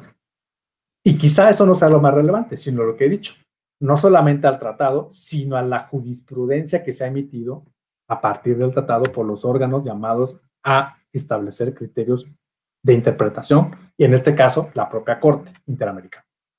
Entonces existe el día de hoy en nuestro sistema jurídico electoral mexicano un bloque básico de derechos, ¿no? El bloque básico está conformado por el 23 que acabamos de ver y el 35, y hay una doble función de este bloque. La doble función es ser un parámetro de validez de las normas jurídicas que se aplican en materia electoral, y ser también un parámetro de interpretación conforme, que es lo que acabo yo de insistir, ¿no? ¿Qué quiere decir esta doble función? Que la sala superior, por poner un ejemplo más concreto, puede utilizar el bloque de constitucionalidad de los derechos políticos para declarar la inaplicación de una norma jurídica que considere violatoria a un derecho político, y de hecho lo hace. Voy a poner algún ejemplo, bueno, lo voy a poner ahora mismo. Cuando la Sala Superior ha establecido que no se aplique el requisito de la LEGIPE, que establece que una persona puede formar parte de un órgano electoral solamente si nació en México, es decir, por nacionalidad, por nacimiento, y no las personas con doble nacionalidad, ¿no? La Sala Superior dijo, no, esto que nos dijo la LEGIPE en este requisito, para integrar mesas directivas de casilla, para integrar OPLES, para integrar el Consejo General del Instituto Nacional Electoral, es inconstitucional e inconvencional porque viola la igualdad y la no discriminación por razón de origen nacional. Además de que, digo, ahí adereza la Sala Superior su justificación, nos dice, además de que la consecuencia de reconocer esta distinción entre mexicanos por naturalización y mexicanos por nacimiento, y que cuentan además con otra nacionalidad, es una distinción artificiosa, irracional e injustificada desde el punto de vista de que la consecuencia, como decía, es establecer grupos de mexicanos, unos mexicanos que han nacido en territorio nacional y otros de segunda categoría, de acuerdo con la legislación. Esa es la consecuencia a la que nos lleva la legislación secundaria, que serían los mexicanos que adquirieron la nacionalidad por otros medios. Y esto es injustificado, dice la Sala Superior, porque incluso podríamos hablar de una explicación teórica que robustece la idea de que la convicción de una persona por adquirir la nacionalidad mexicana, por ejemplo, a partir de la naturalización, incluso tiene una potencialidad jurídica mayor que aquella que puede tener un mexicano por nacimiento. Porque la adquisición de la nacionalidad por nacimiento es un acto verdaderamente natural y verdaderamente que no involucra una convicción, porque es un acto, un accidente, ¿no? Vamos a decirlo así. En cambio, la adquisición de la nacionalidad por naturalización sí requiere un condicionamiento jurídico a la persona que está convencida de adquirir precisamente la nacionalidad, y requiere sobre todo una convicción de pertenencia a una comunidad social y política, lo cual la hace distinta precisamente a la naturalización, a la nacionalidad por nacimiento. En esa medida, no tendría por qué haber, dice la Sala Superior, una distinción normativa que estableció el Congreso de la Unión, en este caso en la LEGIPE, para reconocer que unas personas sí puedan ejercer un derecho político de participación y otras no. La Sala Superior está utilizando este bloque con la función de parámetro de validez, declara inaplicable ese requisito y le ordena a la autoridad a hacer lo contrario a lo que dice la ley. ¿Por qué le ordena hacer lo contrario? Porque es inconstitucional, y en esa medida la autoridad entonces tiene que registrar a estas personas por la inaplicación que la Sala Superior realiza en estos casos que acabo de mencionar. Pero también lo puede hacer la Sala Superior a partir de un parámetro de interpretación. Esto es, no porque considere inválida, inconstitucional una norma o un requisito. No tiene que hacerlo en un caso específico, un caso concreto. Puede utilizar el bloque para darle un contenido interpretativo a su marco jurídico, que después va a tener un efecto en el caso concreto. Por ejemplo, cuando la Sala Superior habla de derechos de la niñez en la comunicación política, ha establecido que la Convención de los Derechos del Niño establece condiciones de operación de los condiciones de ejercicio de estos derechos humanos de la niñez que permiten concluir que tiene que tomarse en cuenta, en función de su edad y en función de su progresión y su desarrollo personal, su opinión cuando se trata de una participación de menores de edad en spots políticos o en publicidad que tenga que ver con cuestiones políticas. Además, ha establecido la Sala Superior, a través de esta interpretación, que las normas electorales de comunicación política tienen que interpretarse con respeto a este criterio, a este estándar de los derechos políticos, de los derechos humanos de los niños, y le da un sentido interpretativo a la obligación que tienen que tener las autoridades electorales de ciertos requisitos que no están previstos por la ley, pero que tienen que entenderse así a la luz precisamente de las obligaciones internacionales que México ha adquirido en la materia. Esto se le llama una interpretación de conformidad de la legislación con el derecho interamericano o el derecho internacional, y que no nos va a llevar a una inaplicación de una norma. Nos va a llevar a una interpretación sistemática que se puede denominar como interpretación de conformidad de la legislación secundaria a este bloque superior internacional y constitucional que permite y que le da bases al tribunal para establecer requisitos. Lo voy a decir de esta manera para que, por cuestiones nada más de mera simbología, aunque no sea técnicamente adecuada, requisitos extralegales que complementan el contenido, por lo tanto, legislativo, que es insuficiente para que la sentencia funcione entonces como un instrumento interpretativo que coadyuve a la protección del derecho, insisto, sin que esto implique inaplicar norma alguna, sino lo que implica es precisamente establecer un contenido interpretativo que le da un sentido a los derechos a nivel sentencia. Por supuesto, también está como base y fundamento el artículo 1, párrafo 3, en donde no me voy a detener demasiado, solamente recordar que este párrafo, que complementa a los dos que acabamos de ver, enfatiza que esta tarea la deben hacer todas las autoridades, y todas las autoridades son todas las autoridades. Esto es, no nada más las judiciales, no nada más las legislativas, no nada más las ejecutivas o de la administración pública, sino cualquier autoridad de cualquier nivel y competencia. Y luego, la precisión de que lo deben hacer, por supuesto, en el ámbito de sus competencias, que por cierto, esto nos puede llevar a discusiones muy amplias. Aquí tampoco me puedo detener por el tiempo, pero lo que quiere decirnos es que el legislador, al emitir la ley, el juez, al resolver litigios, al resolver conflictos, el ejecutivo, al establecer política pública. A eso se refiere el ámbito de sus competencias. ¿Qué tienen que hacer? Promover, respetar, proteger, garantizar los derechos. Ya hablé del 34 y 35, pero quiero llegar a esta contradicción de tesis que ustedes deben conocer, pero que es la base para poder comprender cómo reconocer, recoger de manera obligatoria los estándares interamericanos en el sistema jurídico mexicano, cómo se debe llevar a cabo. La contradicción de tesis 293 de 2011, resuelta en septiembre del 2013. Estamos cumpliendo 10 años de la reforma, pero todavía no cumplimos 10 años de esta contradicción, que la Corte, digamos que es la sentencia más importante e influyente desde el punto de vista de estos temas, precisamente de cómo incorporar estos estándares interamericanos en los casos concretos. Hay dos tesis. La primera tesis es la 20 del 2014, y esta básicamente lo que nos dice es lo que yo he venido repitiendo aquí, que los derechos humanos contenidos en la Constitución y en los tratados constituyen un parámetro de control de regularidad constitucional.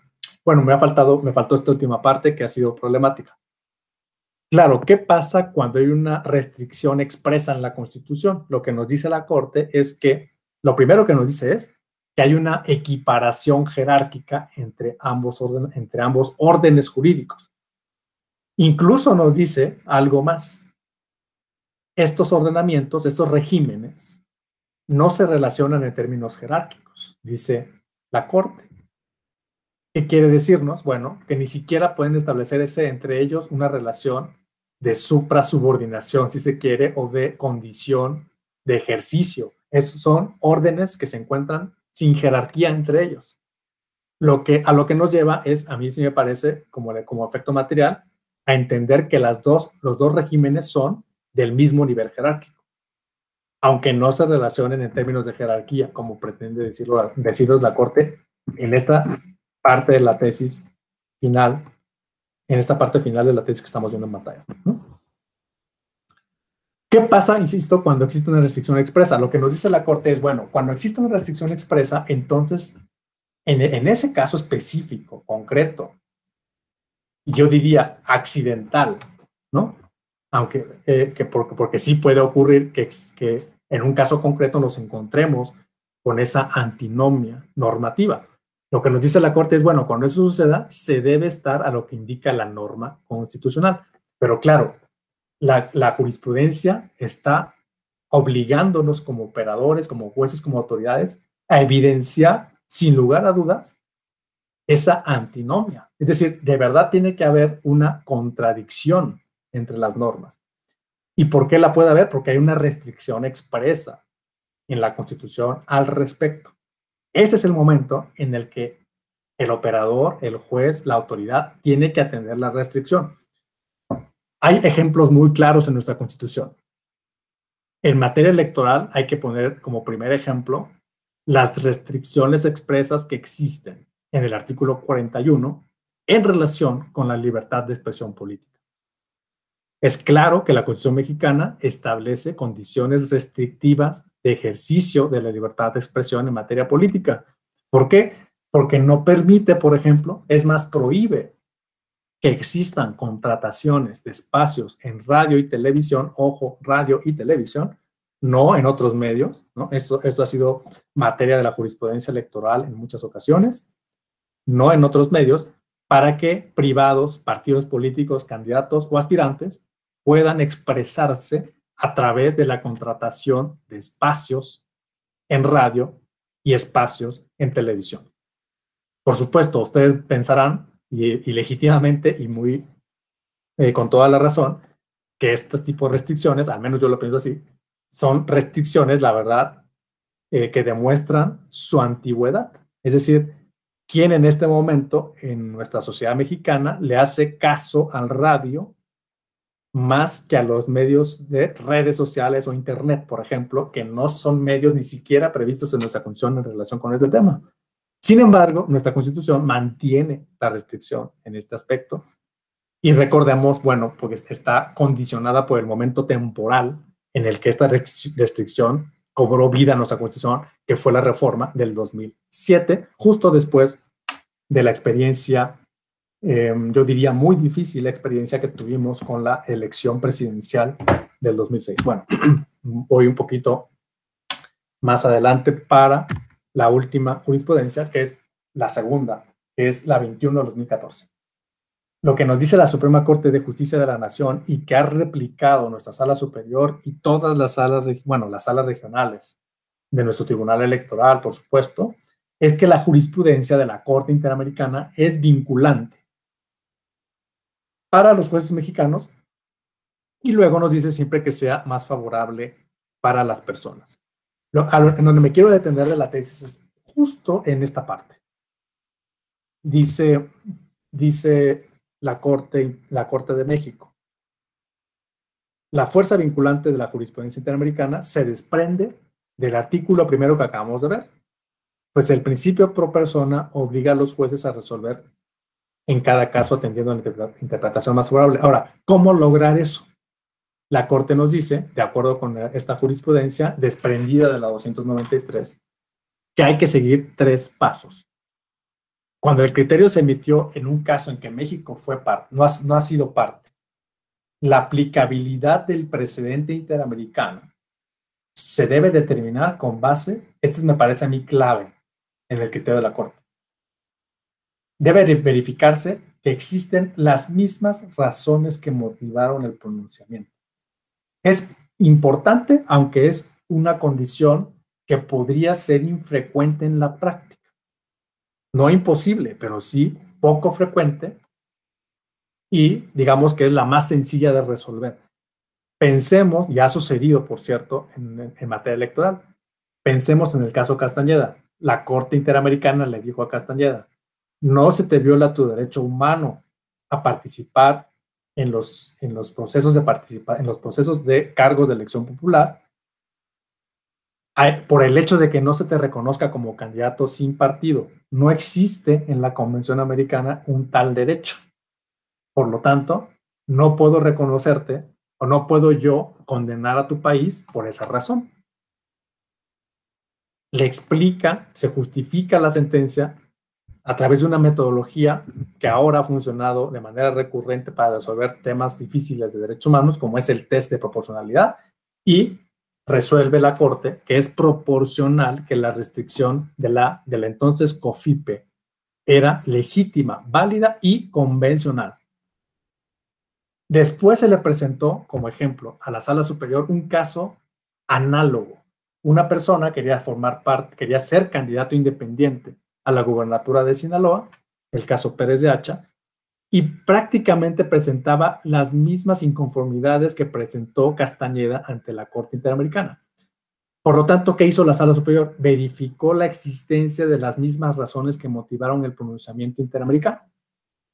Y en efecto, encontró que eran las mismas razones que tenía que ofrecerle al caso en el caso Pérez de Hacha, y resuelve en consecuencia. Por lo tanto, claro, es un ejemplo que nos permitiría ver cómo la Corte de México está llamando a aplicar un precedente interamericano, porque fíjense que aquí estamos hablando de un caso del que México no fue parte.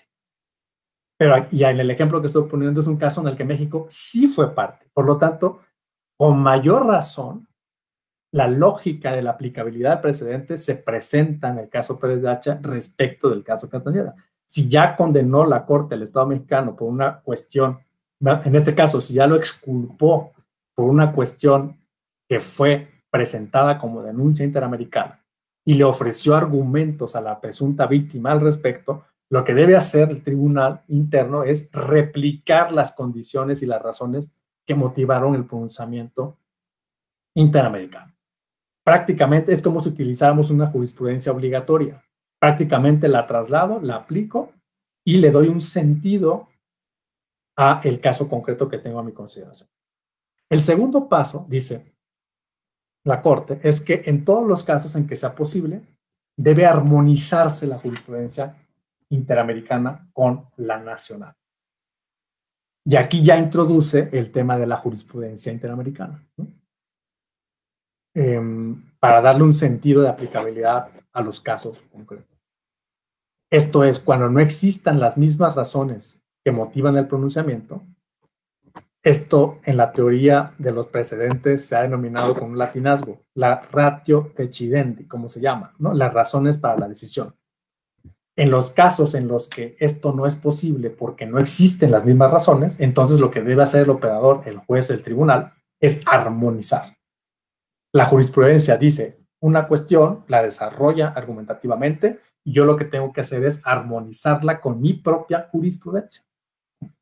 Tomar, digamos, de manera conjunta los criterios y darle un sentido al caso, en el caso concreto.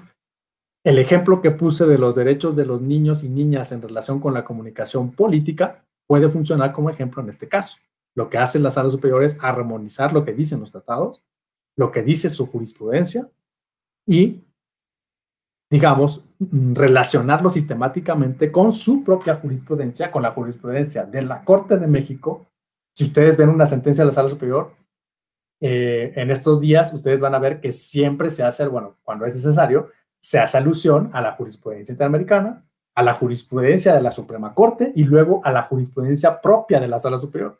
Entonces las sentencias se vuelven, claro, complejas en la parte del marco jurisprudencial, pero es precisamente por la necesidad de armonizar los contenidos que existen para dar paso a una aplicabilidad a un caso concreto específico. Y finalmente, de ser imposible la armonización, debe aplicarse el criterio que resulte más favorecedor. Si yo no puedo armonizar porque me es imposible como operador, y existe una suerte de distinción en los cuerpos jurisprudenciales, voy a aplicar el que resulte más favorecedor para los derechos humanos. Claro, dicho en abstracto puede sonar sencillo, pero en realidad esta parte de aplicar el precedente más favorecedor pues puede tener mucho debate, ¿no? y sobre todo en ciertos derechos en donde no tenemos claridad, no hay una precisión respecto a qué significa la mayor protección.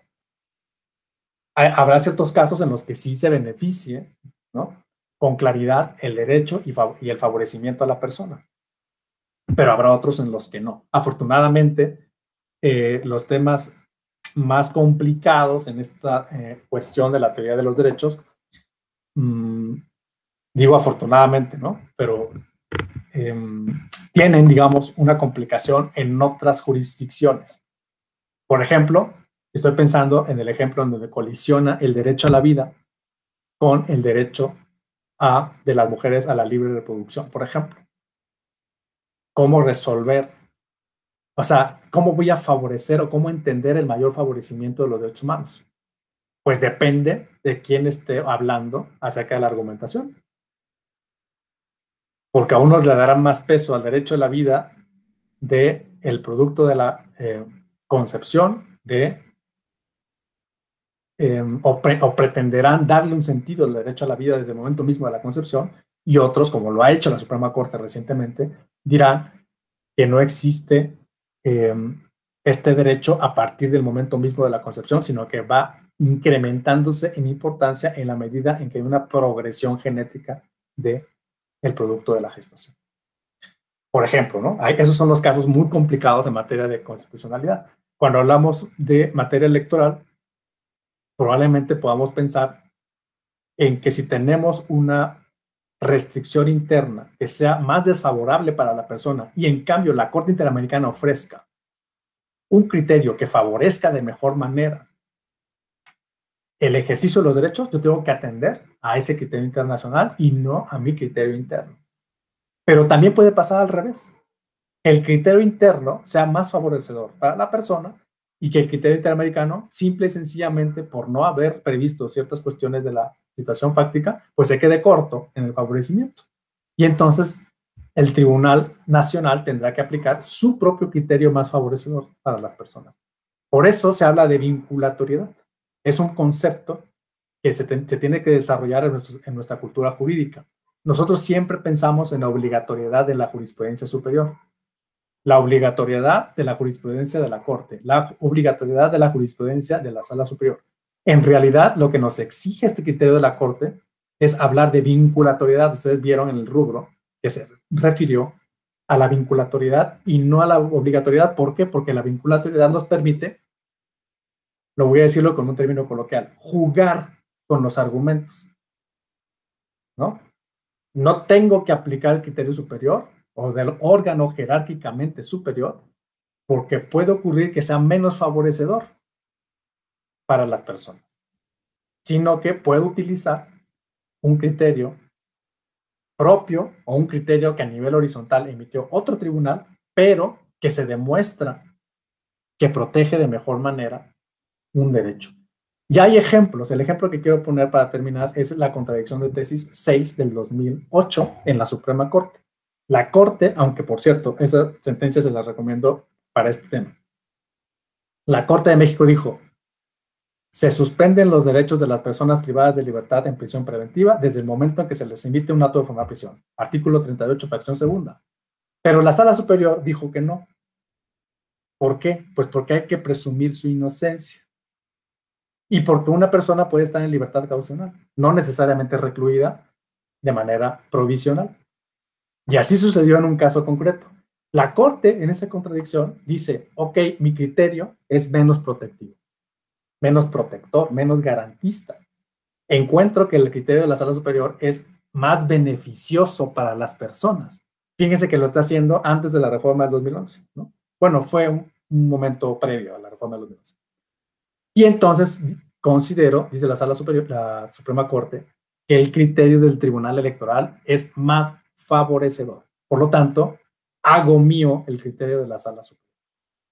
Así es como yo creo que puede verse esta interacción entre el derecho internacional, el derecho nacional, el derecho electoral y el derecho constitucional que desarrolla la jurisprudencia de nuestra Suprema Corte.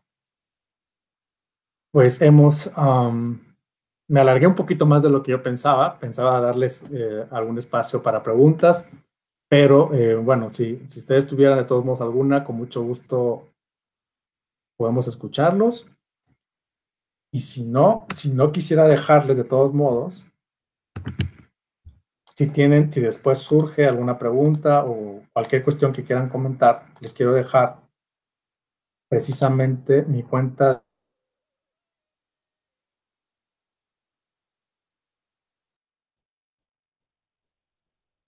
de Twitter.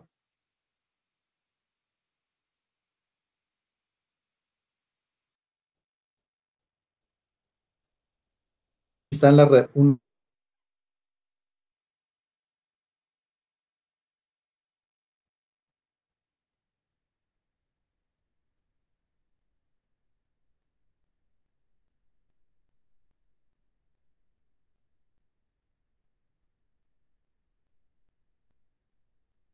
cualquier cuestión que ustedes tengan relación con este tema. Bueno, por ahí podemos entonces seguir en comunicación y les agradezco mucho su atención en esta oportunidad. Muchas gracias a todos y a todas. Y que tengan una Muchas gracias, muy doctor, buen día. buenos días y buena tarde. Gracias, buen día. Nos vemos. Buen Que día, estén muy doctor. bien. Gracias, hasta luego. Hasta luego. Gracias.